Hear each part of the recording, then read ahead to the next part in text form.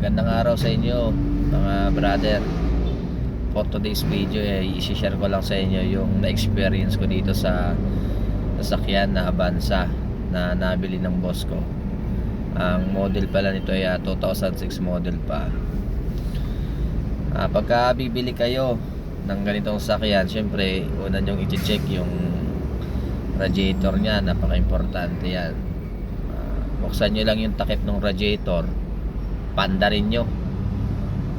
Pagka may nakikita kayong bula-bula, huwag nyo nang bilhin, kasi sigurado yan may history yan ng pagka-overheat. Yan. Saka yung sa radiator nya, yung parting likuran ng makina, yung thermostat nyan, malamang yan na palitin na rin, kasi kinakalawang yun, bumabara sa haba ng panahon na ginamit siya. Yan. Saka yung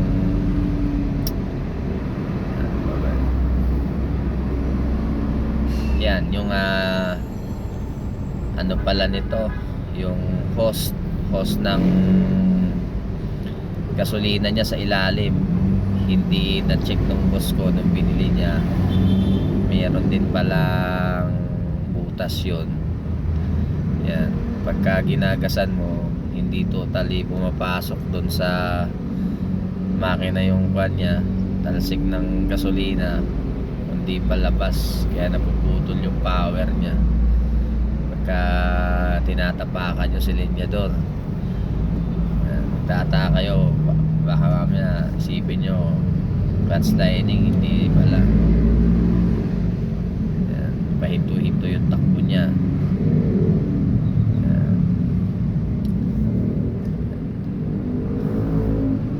Malaki rin yung magagastos nyo pagka ganun yung sira ng sasakyan. Pati yung aircon, check nyo rin. Pagka yung aircon nya is nawala yung lamig nya, madaling mawala yung lamig, posibleng may mga butas yan sa ano nya, sa mga hose. Yan. Ganun.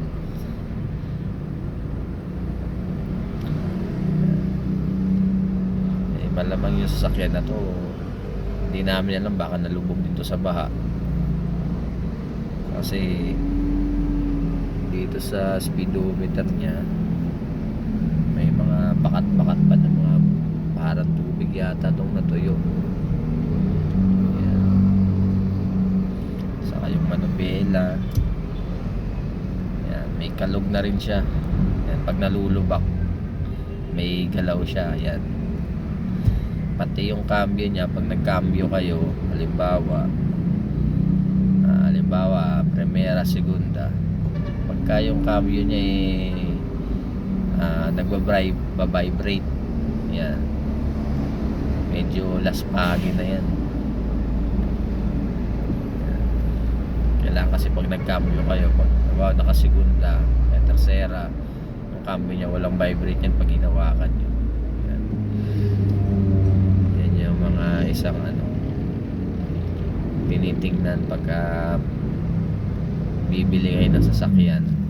Sa experience ko lang, sasakyan na to, malaki na nagastos dito. Pati yung mga gulong niya sa ilalim, mga bearing, nung inangat to dun sa pagawaan, napakatindi ng kalong, sira-sira na yung bearing niya, basag-basag na. Siguro yung dating may-ari nito bahala na magpatakbo. Yan. Basta ganun, pagka bibili kayo ng sasakyan, check nyo muna radiator. Napaka-importante kasi yan pagka may history ng overheat. Long ride nyo muna.